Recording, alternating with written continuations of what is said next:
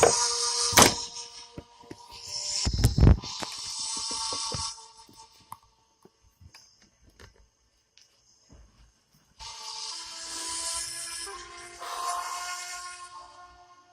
Trippy Sage here. On this video, we're going to be covering a few topics. We're going to be covering astral projection, mental visualizations, also the silver cord, and mudras and mantras. Okay, so I don't have any written list on what I'm going to be covering. I'm just going to go off the top of the head. So first of all, astral projection is it's a form of I guess it could be a form of meditation, but it's also a form of travel, you know, and it connects you to the higher planes of existence. You know, it allows you to go and talk to your, or meet your ascended masters, your angel guides, all those good stuff. With astral projection, the first thing you want to do is you want to make sure that you have a silver cord, you know, ready for your astral projection. You know? So make sure you use a silver cord to connect to your physical body, so your astral body doesn't get lost in the astral planes. That's one thing most people aren't too aware of. So just try to make sure you visualize your silver cord coming from your belly button.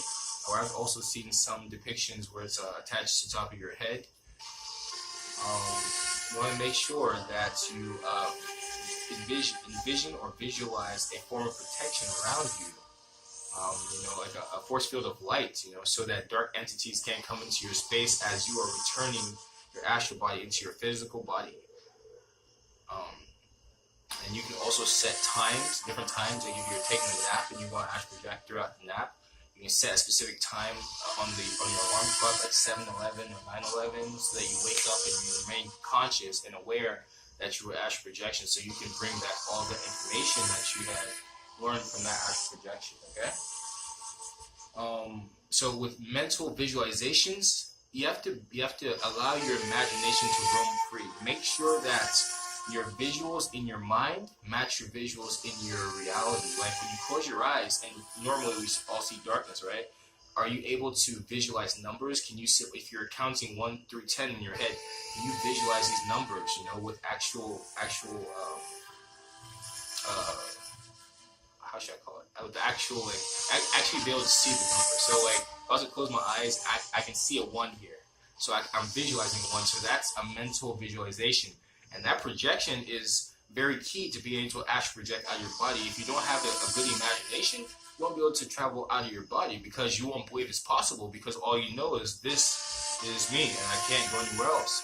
So if you have a very free imagination and your creativity is free, you'll be able to soar, you'll be able to fly, you'll be able to go to different planets, go to different planes of existence, and the amount of information you'll be able to learn is amazing. You know, it's incomparable to what we have learned in this physical plane. You will start to question everything, because you'll start to see that, wow, everything is one. That the things that are happening on the higher planes of existence are happening on the lower planes of existence, but in a different type of fashion. You know? So that's it with astral projection. You know, just be careful as well too with traveling in the astral world, because there are dark entities. You know, like desolate spirits that once roamed this planet Earth. Who, you know, they were intoxicating themselves, they're drunks, or they were, you know, there's some kind of drug that they like to get high on.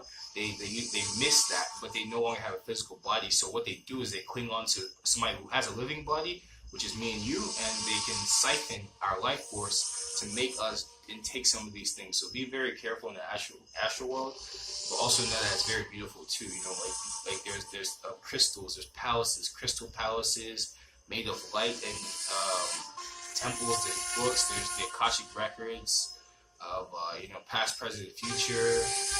You'll be able to foresee things, or you'll be able to have your past life kind of shown to you, and so you can see why something is the way that it is in this present lifetime. You know. So that's it for the astral projecting. You know, next I'm going to cover mantras. Mantras are very powerful, because all around us is a vibration. So it's just light and sound.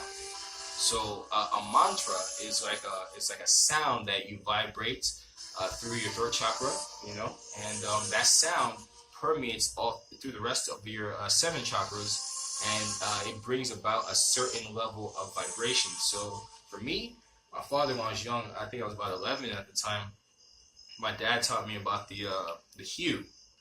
So with the hue, it's the first two layers of the human being, and the human being, that means light. So the hue brings light. So all you do is you close your eyes, or you keep your eyes open if you like, and just say hue.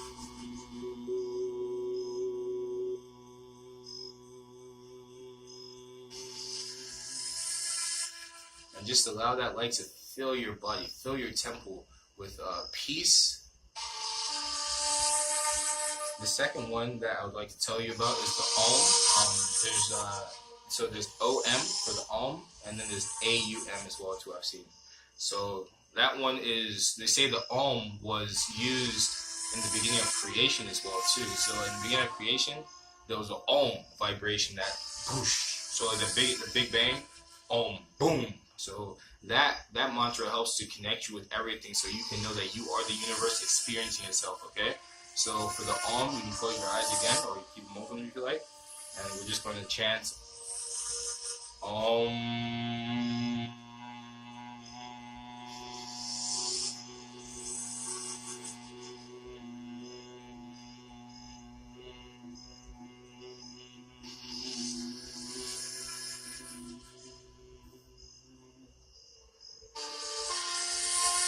And with that, see, I feel really peaceful from doing the Om.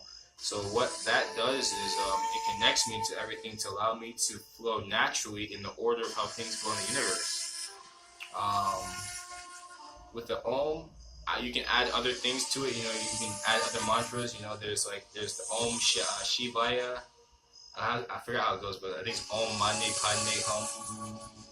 And then there's Om Shivaya, and then they have Hare Krishna for all these different mantras. And there's also the Hallelujah chant. Like if you take apart Hallelujah and you look at the last three letters, it says Jah, and Jah is what we call God in some religions or some spiritualities. They say, yeah, Jah bless, or so God bless, or Jah. So you break that down and you say Hallelujah.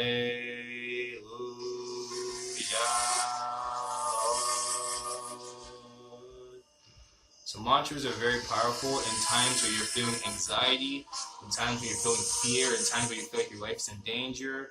It's to help you bring peace and know that you're protected, the angels are around you, you're guided. And the next thing we're going to cover is mantras. Or, no, I never said mantras. The next thing we're going to cover is mudras. So mudras are basically, I don't know if you guys are familiar with Naruto, and all the jutsus and stuff that they do. Those are all mudras. So mudras activate different parts of your chakras. So I believe this one goes to your root chakra, if I'm not mistaken. And then as you go, it goes to your different chakras. And it's not just these, but you can also break them down to mudras like this, mudras like this, mudras like this, mudras like this, this.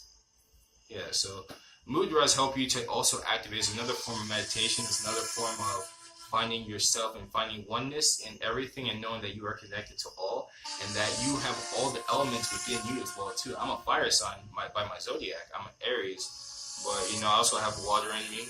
We drink water. I also have wind in me. We all burp, or pass gas. Just different things like that. We all have all these elements in us. So once you start to accept your temple and learn how your temple works, you realize how divine your temple is and how it's very key in things and how things are playing right now. So that's just a cool aspect to talk about. And binaural beats with astral projecting. Binaural beats are very helpful. Yeah, I'm pretty sure some of you are hip to them. I'm sorry I'm sweating. I don't have AC in my house. It's always hot. But binaural beats are really cool. You can you can buy them on the Apple Store or the Android store, or you can just go on YouTube and just type in a binaural beat for astral projecting, or for lucid dreaming, or for DMT activation, or Merkaba activation. Binaural beats are very key, but you have to be very careful with the binaural beat you trust, though. Not all of them are actually the actual hertz that they say they are, so be very careful. If you listen to a binaural beat and it's making you feel kind of weird, or you feel like you're in a trance, stop listening to it right away, because you can get stuck in the trance with binaural beats too. That's happened to me back in the day a couple times, so just be wary of that. And color. So with color explanations, for me, I feel like colors are very key to understanding and communicating, because I feel like we all communicate to each other through telepathy. So I had to break mine down to really understand how I connect with people, and I connect with people with colors and numbers. So with colors, the color red can mean action and discipline. Taking action and having discipline in that action, knowing that this action I'm about to do is for me and I have thought about it, and that's my intent. So red is action, orange is optimism and positive energy, yellow is intellect and knowledge, also ego, fine line between ego and knowledge. Green is for growth and prosperity, blue is for peace and truth, indigo is for knowing that I am, knowing that I don't want to say anything, but knowing that I am, knowing who you are, knowledge of self. Purple is divine creation. It's one of the highest, fastest vibrating colors as well too. So that's that, and I think I'll go ahead and explain my understanding of certain numbers as well, based on how I understand them in my reality. It might not be your definition, so please excuse me if it doesn't match yours. But so the number 1 is the number of oneness. That's oneness. That means that there is no duality. The only duality is my separation, my ego telling me that I am not this, I am not that. I'm separate from everything. But with one, I am one in all. All is me. I can adapt because I am like a tree. I just grow, So that's 1. 2 for me is symbolizes the sound and vibration, wavelengths. So everything I hear is a 222. Right now, if I don't know if you're paying attention, but you can hear the crickets outside and they're chirping, and they're making their natural harmonics for the planet Earth, the 432 hertz. That's just 2222222. 3 is the number of magic and illusion. If you look at the pyramids, they're made in 3s, and they all hold specific frequencies as they vibrate on this earth. They're emitting a frequency with the magic and the illusion, and the transmutation of energy. The gravitational pull of the earth is fighting against the pyramids, but the pyramids are beaming frequency straight into the cosmos, right? So 4 is light and darkness. So 4 is a balance between yin and yang, light and darkness. And 4 also means that your archangels are present around you, Excuse me. 5, for me, it's agape love. So 5 is the star, agape love, unconditional, strength, love, and unity. 6 is the gamma wave vibration. So gamma waves are very highly vibrating waves, very blessed waves. 7 is manifestation and creation, and 8 is in eternity. 8 is eternity, but funny thing is eternity can be stopped by a 0. So there's something to think about. And also 8 oftentimes symbolizes abundance and riches as well too. So there's always multiple meanings for every number. There's lots of meanings for every number. 9 is the number of completion. It means something has come to a full cycle, and it's complete. It's perfect. There were 9 thought waves in the beginning of creation, 9 creational waves. 20 is Christ consciousness for me in my reality. 20 symbolizes Christ consciousness. I know that some people say 33 symbolizes it, and 20 does symbolize Christ consciousness, because when I was 20 years old, that's when my Christ consciousness activated or opened to me for me to actually know that I was using Christ consciousness. 11 is the spiritual gateway, also symbolizing the Kundalini energy, twin serpent energy, higher gateways of consciousness. 13 is discipline and action. 12, I like to see 12 as a number that also symbolizes 144. 144 is the gateway to heaven. Your crown chakra has 144 petals around it. And I always have 12 angels around me as well too. So,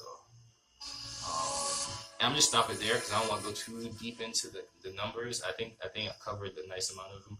So for next video, just give me some topics and we'll talk about that stuff as well. You guys have a blessed week, wherever you may be, whatever time zone you're in. I pray that you have a great week. May all that you do, may all that you embark in, you be led and guided by the angels, and much love and light to you. Trippy Sage.